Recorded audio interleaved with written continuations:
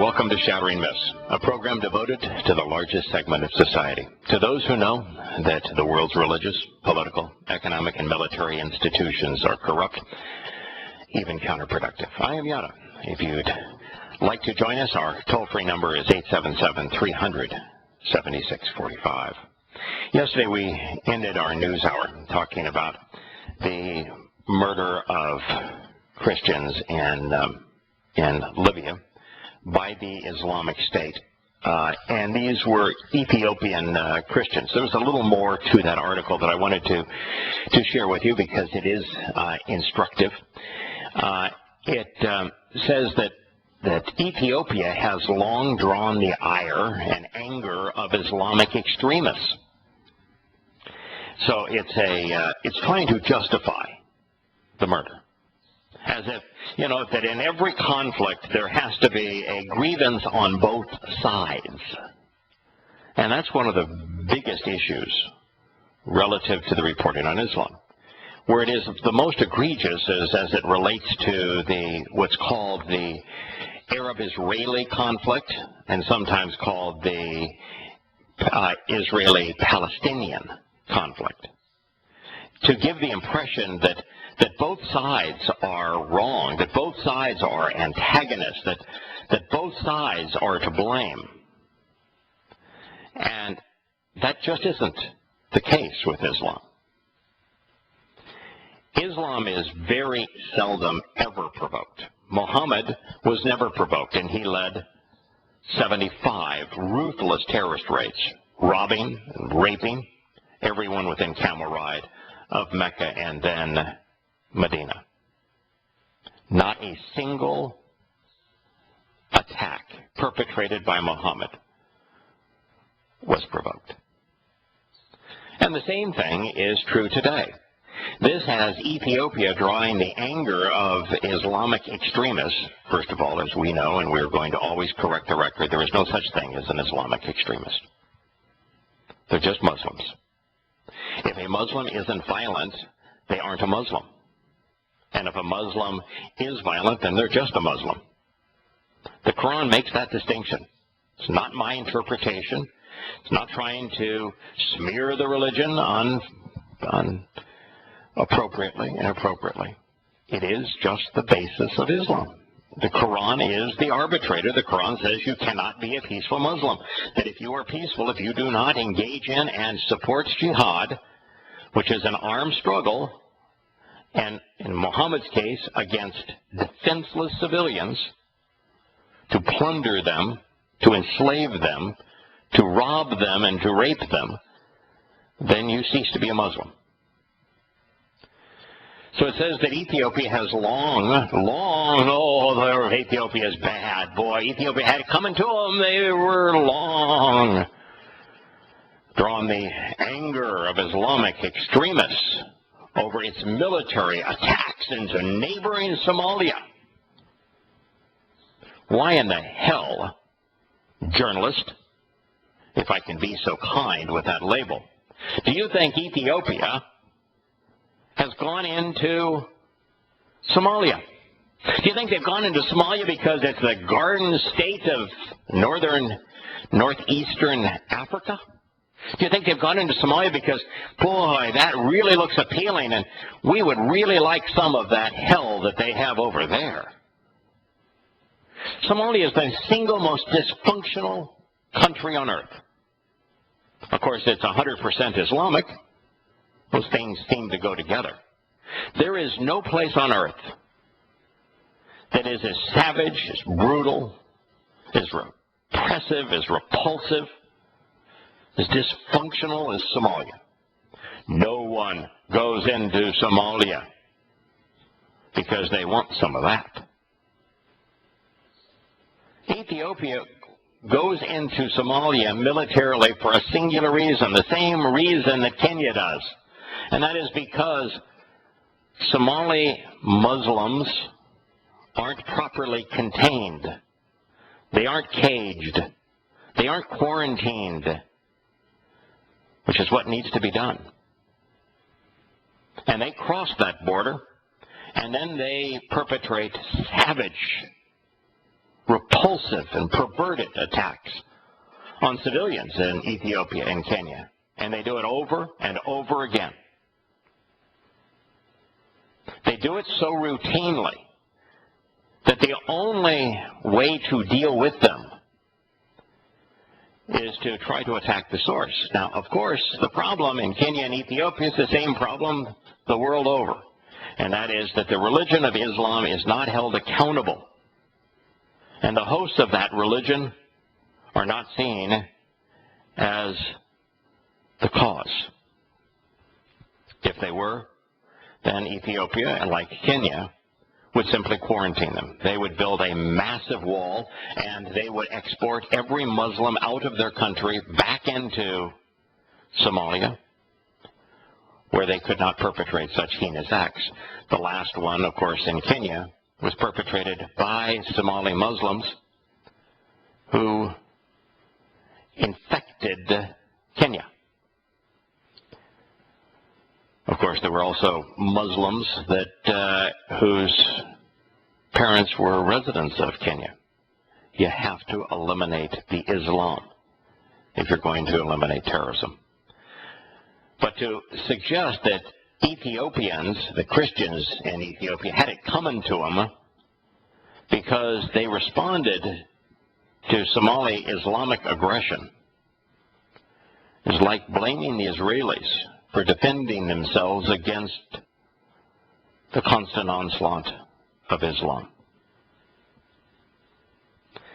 But Muslims, nonetheless, indoctrinated, fooled by the world's most foolish religion, say that, and this is the video that was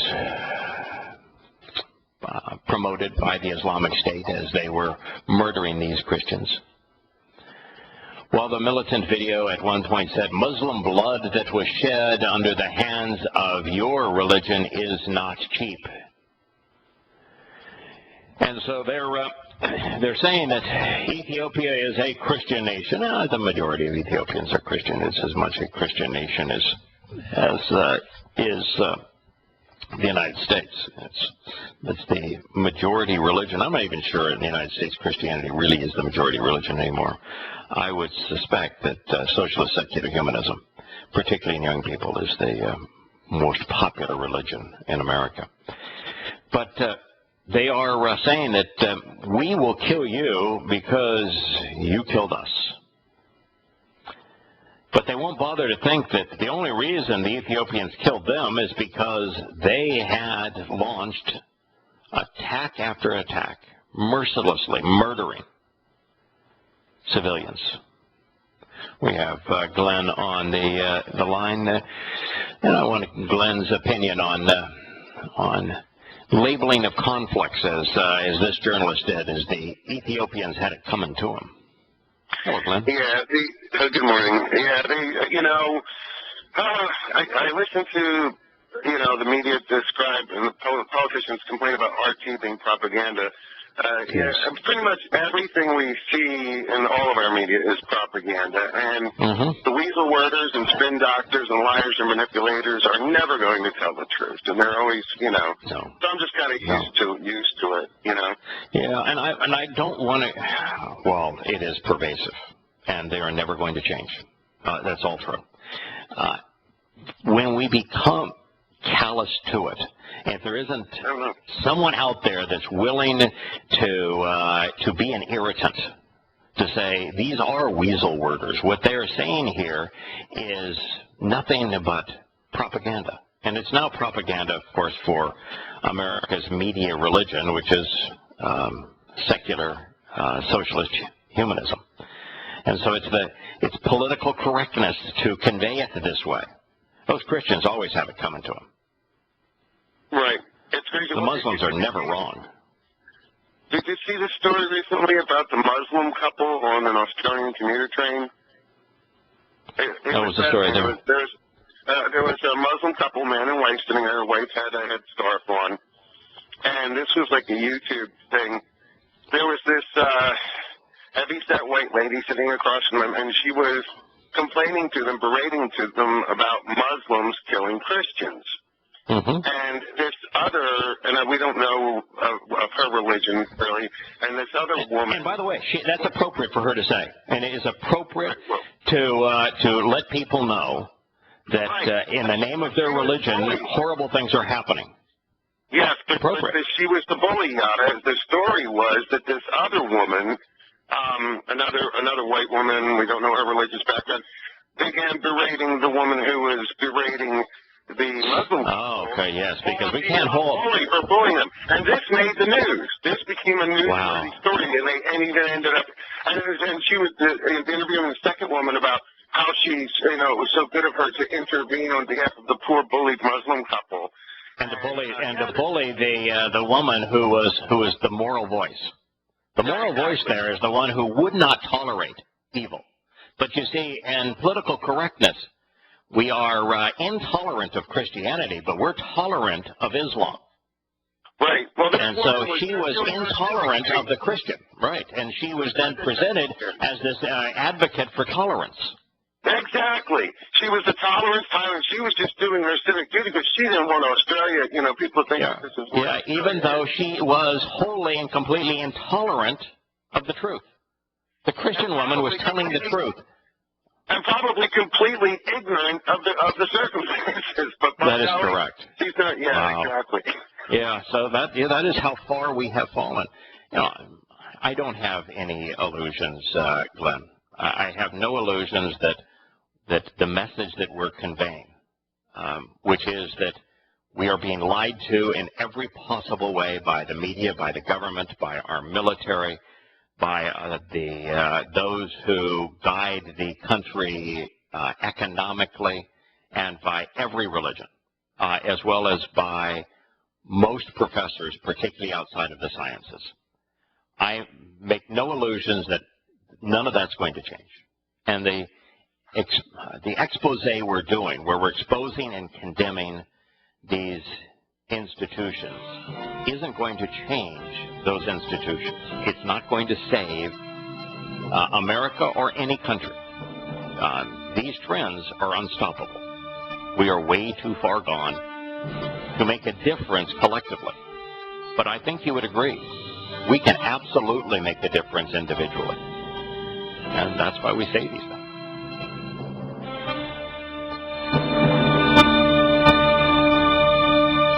Returning to the point that Glenn was making and that I was trying to make, which is that there is no illusion on our part that we are ever going to influence the media to be honest, to do their job, to actually become journalists again, to think. Because the media is probably the most ardent bastion of political correctness. The only two places where political correctness run amok to the same degree they do in the American media would be in academia, which is the wellspring of this religion. It's where the priests reside of political correctness, and then in politics. And so in those three places, we are not going to make a difference. But we can make the difference individually. If we reach individuals who have a sense, the ears of individuals who have a sense that there's something wrong with their religion, something wrong with their country politically, something wrong with the military, something's not quite right in the illusions that are being presented about things like quantitative easing and what the real impetus is behind it, what's the cause and consequence, that those individuals can be convinced to begin to question and then distrust and then disassociate from religion and politics and patriotism and the like. And once they disassociate from those things, then for the first time in their lives, they're going to be open to coming to know who Yahowah is and the path that he has provided home. So I think in that regard, it's worth it. You have an impression on that, Lynn? Oh, yes. Well, the word, of course, hovering in my mind relative to all that is remnant. Remnant. Yes. Yahowah's not saving the world. We always present all these hero shows where the hero saves the world. Yahowah is not saving the world. He's saving those who come to him. Right. you know. Right, exactly. And he's, you know, relating to and redeeming those who come to him. And even, you know, I'm thinking of, I think it's in Proverbs, you know, where wisdom cries aloud in the marketplace, you know. And it just right. you know, wisdom crying aloud and very right. listening. And you know, I think that all of the revelations that we're exposing here on the show, I think they're obvious. I think that you can see the problems everywhere. And if you actually take a moment and dig down under the surface of those problems, you realize there is no resolution to them. So the collective institutional problems are crying out in the marketplace. And they say, don't trust human institutions. Well, and to the degree that anyone, regardless of whether or not they come to Yahweh, it can be persuaded to care at all about others, or to care about propositional truth, and perhaps, you know, guide their behavior, you know, accordingly. You know, that sort of helps tamp down evil in the world. You know what I mean? I mean, the world has always been evil. Humans have always been sinners. There's always been wickedness, but it's a matter of degrees. I mean, sometimes things are worse than others, and sometimes people are worse than others. So to the degree that we can inculcate even some sort of caring about truth or others, you know, makes our world a little better. You know, it's like putting a spotlight outside of a alley doorway in a troubled neighborhood. When the light goes on, the bandits and perpetrators and muckruckers are less likely to continue murderous or immoral behavior. People that are doing things. You know, there's a reason that, you know, why do you think that jihadists wear black masks over their face? Yeah, because they don't want the truth to be known. Yeah, they don't want to be seen. They don't want to be seen. They know what they're doing is wrong. They don't want to be seen. And when you turn on a light, people that are doing things that are inappropriate, you have a tendency to say, you know, you turn that light off or I'm going to stop doing this. So, yeah, when you shine a light on things like this, I think it does have a tendency to mitigate the amount of harm. But in our case, we're dealing with a flood of immoral and inappropriate behavior, and a few fingers in a dam is not going to stop it. Well, yeah, it's sort of like cockroaches, but the cockroaches have one advantage: they can survive the radiation of a nuclear attack. Humans can't. Yeah, that's right. You know, it's interesting, Glenn, that when you read Yahowah, the saddest part of Yahowah to me is that Yahowah, as he progresses from the time about 750 BCE that he is speaking through Yahowah, through the time of the arrival of Yahusha to fulfill the first four of the Moed Mikre, Pesach, Matzah, Bakurim, and Shavuot, that from that time to essentially our time, Yahowah constantly says, I was looking for someone. I was trying to find someone who I could work with.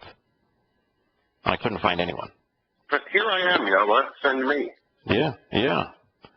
How many? There have been centuries upon centuries, millennia, where there was no one, according to God. He could not find someone to say that, here I am, send me. And even in this regard, most of the people that he approaches, the first response is, I'm sure you can send someone better than I am. I'm happy to get to know you and be in this relationship. But like Moshe, could you send somebody else? We'll be back.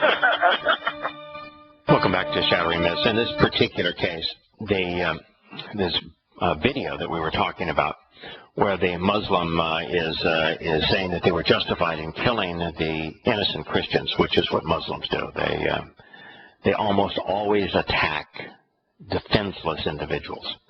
That they were justified in doing so because the blood that was shed on the hands of the religion of Christianity deserved no less. And I really have a tough time with this. And Glenn, this is one of my big issues with World War II.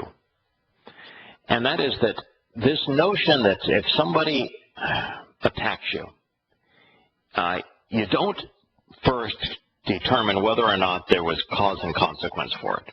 You just say, they attacked us, I must respond. And it's like, the Japanese bombed Pearl Harbor, and they were successful in their bombing of Pearl Harbor for lots of reasons that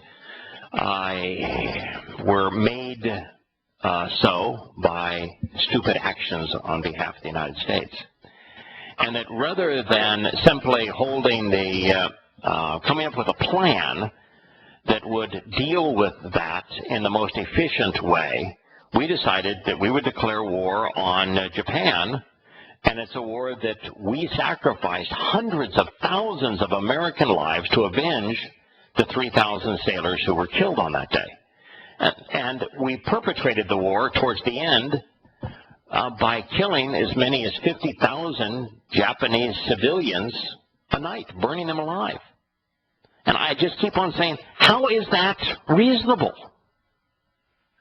Well, that's actually what a lot of people miss in this is that there was a transition after, sort of during the time of the Civil War, and then it certainly, and less, some in World War I, from military war to total war, in which it became considered cricket to attack civilian populations. Right. This wasn't historically done that much. We saw it in Sherman's March to the Sea in the Civil War. We saw the battle lines and trench warfare in World War I, but by World War II, it was complete total war, bomb civilian populations approach. But if you look at the first probably 50 wars that the European colonists fought here in North America, almost all of them were perpetrated as total war, where the the native peoples were considered savages, and that their entire communities were ravaged with tens of thousands of women and children being burned alive. Right. So the idea of the battlefield as the theater of operations is right. So right. Yeah, exactly. And there were places in ancient history where, particularly the Romans, were especially good at, or especially bad at holding the population accountable. And that's not even an appropriate way to word it. They would punish the population if they were attacking the army, so that the Romans wanted a legacy of you screw with us and we will wipe you out, so that it's as if you never existed. And so the Romans perpetrated war that way. There were others that fought wars of, for the most part, army to army. But you look at Alexander the Less Than Great. Most of Alexander's battles were against civilian populations, where he would besiege a civilian population like the way the Romans would do after him, and all of the civilians would pay a horrid price because he wanted what they had, and so we have this tendency to focus on the military maneuvers and not realize that humans are awesomely savage, brutal, sadistic. Right. And that's how we perpetrated World War II. We were sadistic. I mean, you look at what we did when we firebombed Dresden. Think of the people that were burned alive. Right.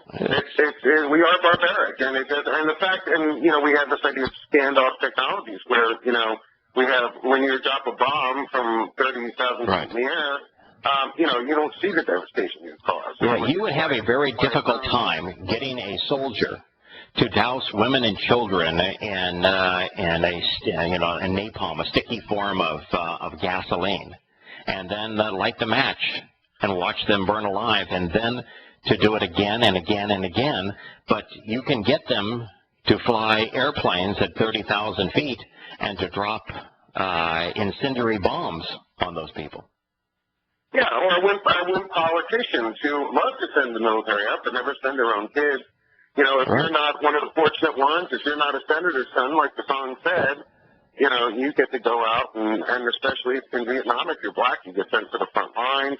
You know, so yeah, the humans are barbaric, and they're also cowards. But there is, and it's interesting. I was watching a snippet from the news the other night, and this fellow that had served a number of tours in Afghanistan and Iraq came back with PTSD, and he tried to commit suicide, and finally the only way he could get his life back together is he became an isolationist and found himself for a better part of a year on the Appalachian Trail, and now he is trying to help other returning soldiers recover from the stress, the trauma of what they witnessed and what they perpetrated in Iraq and Afghanistan. That sounds very therapeutic, getting away from all of the horrible stimuli and clearing your head and get very... Right. And the reason I bring that up is that if you look at Vietnam, the drug use and the alcohol abuse amongst the soldiers in Vietnam was rampant. And it was rampant because they had to numb their conscience, because what they were doing was there was no way of looking at what we did in Vietnam in the field as being positive. We would tell people to go and take a hill. We would lose lots of lives taking the hill, and the moment we took the hill, we would retreat from the hill, and the Vietnamese would return. And the people we were fighting for were corrupt, and that there was no way we were going to impose America, our values, on them. And by bombing and with the napalm and the Agent Orange, we were destroying rather than building, and we were manufacturing enemies, not friends. And so they had to numb their conscience. That's the only way you could be over there, was to use drugs and alcohol. Otherwise, you'd go crazy. And the military took a lesson from that. So it's standard, conventional wisdom in treating people wrestling with street drugs, that they are often attempting to self-medicate for a mental problem. Right. And in this case, we're talking about depression caused by the cognitive dissonance of all the evil they're doing. So now we keep the soldiers out for 5 tours, and they just they pump them full of the drugs. Right, of course. Exactly. You look at Afghanistan and Iraq, and it's vastly worse than Vietnam, because now you're dealing with Islam. And where communism is a corrosive doctrine. It's absolutely a corrosive and counterproductive ideology. It assimilates into a central core all of the evil of man, which is why it's so deadly. But there has never been a doctrine more malignant than Islam. And so now you're sending Americans out to impose American systems on people who are literally savages. And the whole experience there is just completely and totally destructive of one's conscience, because you know that what you're doing isn't good. It's counterproductive. You've been indoctrinated to believe your military is good, and that you're doing a service for the American people, so you cling to that, and then you see what you're doing, and you come back traumatized, because these things just don't mesh. The guys who break under those circumstances have consciences, and they're less of a threat than the guys who don't break and become like sociopaths and psychopaths and come back and... No, they come back as police. They come back as police and as sheriff and as federal agents. That's what they come back as. Right, that's dangerous. They're the dangerous ones, and they're the ones that are steroids and SSRI. Right. And they become monsters. And they're medicated. They're medicated. There are 600,000 returning vets from Afghanistan and Iraq that have claimed PTSD, who are being medicated for PTSD, who are receiving $6,000 a month from the U.S. government, who are said that in effect they're dysfunctional, and we're drugging them. Well, but like this guy has the presence of mind to get himself out to the nature for a while and to get away from the stimuli. Yeah, I don't think you ever recover from that, though. I mean, I just don't think you ever recover. No, but you increase your coping ability. Yeah, I would agree. You can wrestle with it more effectively. And the other guys who become cops handcuff women and then punch them in the back while they're pinned against the kitchen counter. We don't need them. Exactly. Yes. You know, one of the things that just stuns me in America today, that we have created a culture where those that we are paying, the police, the federal agents, can usurp a person's liberty, their freedom, without cause. They can demean an individual, have that individual grovel in the dirt. They can handcuff and abuse that individual. They can arrest, which is to rob a person of their freedom without any justification. And then if they resist that and say, no, I'm not going to stop what I'm doing, you have no authority over me, in fact, I pay your salary, I've done nothing wrong, then they will imprison you for resisting arrest. And if the cop is particularly belligerent, they'll kill you in the process. And even if you submit, and they become so horrific, they come to lie. I mean, I understand that thin blue line lies to cover its tracks, but even if you submit and they decide to be violent, then they lie about you, and then you have almost no means of exoneration. That is correct. Now, the whole system is now counterproductive. It's hopelessly corrupt. It isn't salvageable, and that's because those who are given the badges and given the authority to rob us of our freedoms came out of the military culture. And as the War College determined, the one common denominator in the U.S. military, from the highest officers down to the lowest enlisted person, is that lying and deception run rampant. That they would lie even if the truth sounded better. And now you have these people providing testimony in the federal judiciary system. The whole system is corrupt. It is surprising to me that a jury finds a cop's testimony credible. It's as if they put on that badge and they come in that uniform, and that we have been indoctrinated and positioned such that juries find the police's testimony credible. It's like the FBI crime lab. You know, they find the government's testimony in these regards credible, even though they know that politicians, which form the government, lie every time they open their mouths.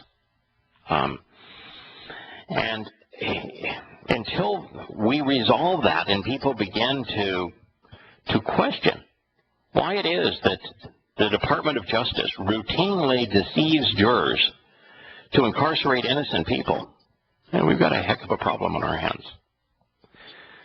Glenn is still with us, but we have Rob calling in from Michigan on one of my favorite topics, which is the question of different dimensions. Hello, Rob. Hey, Greg. How you doing? Good. Good. Yeah, ever since Rory described them dimensions, it's just been really stuck in my mind. I've been really planning on the ideas of, the other dimensions and such, and there's something Larry said in the Shabbat study last week that kind of made me look into the subject a little bit deeper. But okay. Hang on just one second, because I heard Scott speak. Okay, all right. Okay, there was a moment there where you were not coming across, but you are now, so go ahead. So you were in the Shabbat study, you were thinking about the various dimensions and what Rob,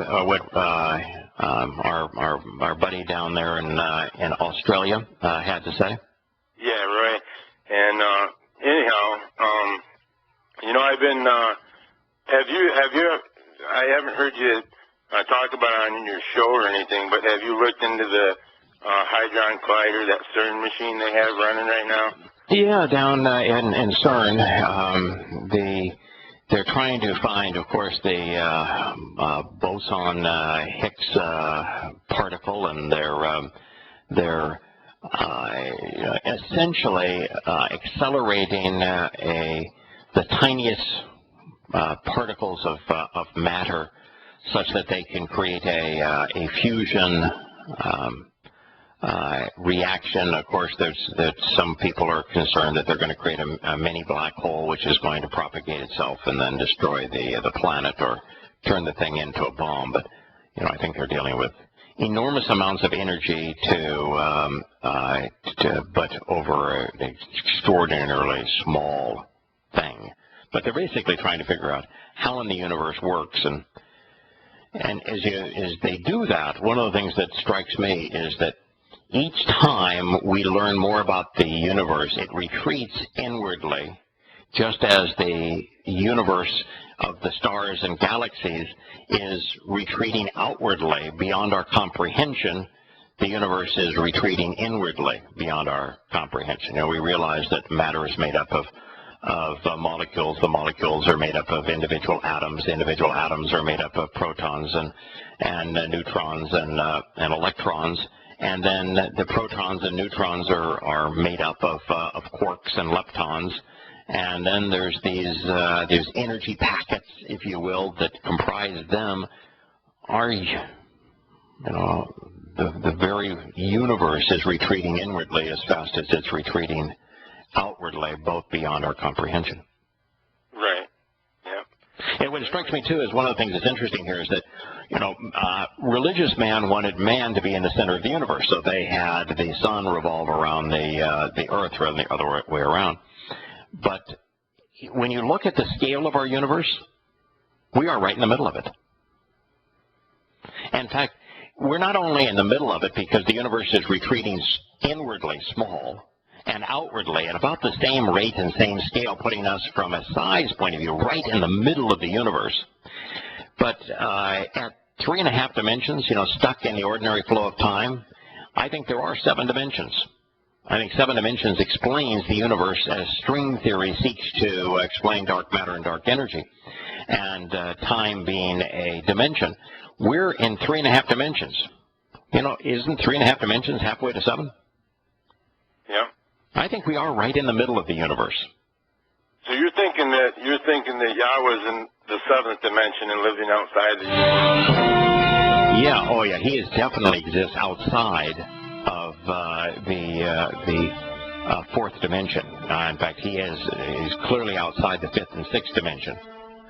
So the only way that he could create the 4-dimensional construct that we witness in terms of space-time is to be outside that in at least the 5th dimension. And I think there's every reason to suspect that he is actually in the 7th dimension.